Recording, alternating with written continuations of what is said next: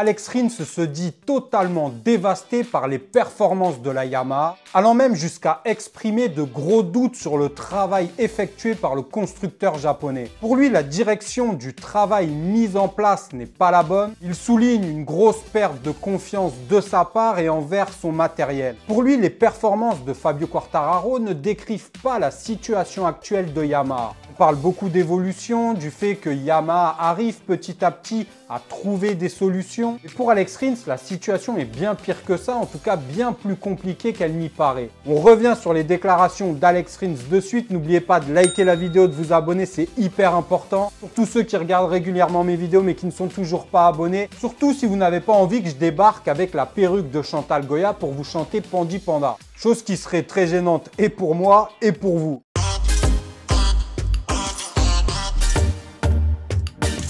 On parle beaucoup des améliorations éventuelles apportées par Yamaha. On parle depuis plusieurs semaines d'une évolution, d'une amélioration en ce qui concerne la M1 de Fabio Quartararo et d'Alex Rins. Les performances de Fabio Quartararo, on ne va pas dire qu'elles sont exceptionnelles, mais il fait ce qu'il peut avec ce qu'il a et on voit bien quand même qu'il y a une certaine amélioration. Le fait de se qualifier en Q2, le fait de se rapprocher du top 10, voire parfois du top 5, même si c'est plus rare. Mais Fabio Quartararo, qu'on a vu très énervé après la seconde panne d'essence, tout comme Alex Rins, traduisent également des difficultés et encore beaucoup de travail à effectuer pour que cette Yamaha devienne performante et se rapproche un peu des constructeurs européens, ne serait-ce que de KTM et Aprilia. Pour Alex Rins, les performances actuelles de Fabio Quartararo qui sont meilleures qu'auparavant ne traduisent pas réellement la situation de Yamaha. Pour Alex Rins, la situation est tout simplement critique. Rien ne semble aller dans la direction prise par le constructeur japonais. On revient sur les déclarations d'Alex Rins de suite. Cette course à Motegi a été vraiment particulièrement difficile. Je suis totalement dévasté, c'est la réalité. Je fais tous les tours avec une fréquence cardiaque à 190. J'ai tout donné, mais c'était tellement dur. Nous avions choisi les réglages autrichiens pour améliorer le freinage et le contact avec l'arrière. Et c'était un peu mieux au début, mais dès que le pneu a commencé à lâcher, le contrôle du patinage est devenu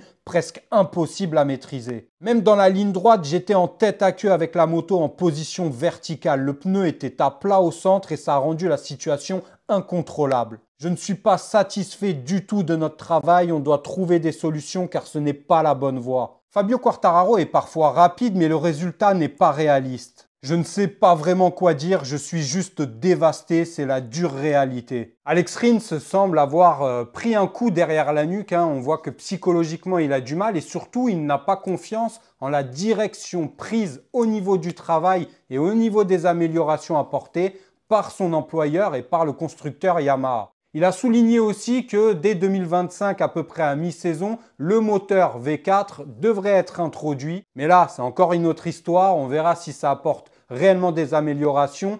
Peut-être que ce sera le cas. On voit que Honda roule en V4 et pourtant ils sont aussi en difficulté. Donc on verra à ce moment-là. En tout cas, les déclarations de Alex Rins ne sont pas vraiment encourageantes. Après, lui est dans une position différente de Fabio Quartararo. Il a été très longuement blessé la saison dernière. On le voit, il boite toujours. Il a eu des blessures à répétition. Peut-être que psychologiquement aussi, il y a une baisse de morale, baisse de confiance. Mais en tout cas, il souligne très clairement que les résultats de Fabio ne reflètent pas la situation. Même si évidemment, il est loin de pouvoir se battre encore véritablement régulièrement pour un top 5, pour un podium. On en est très loin.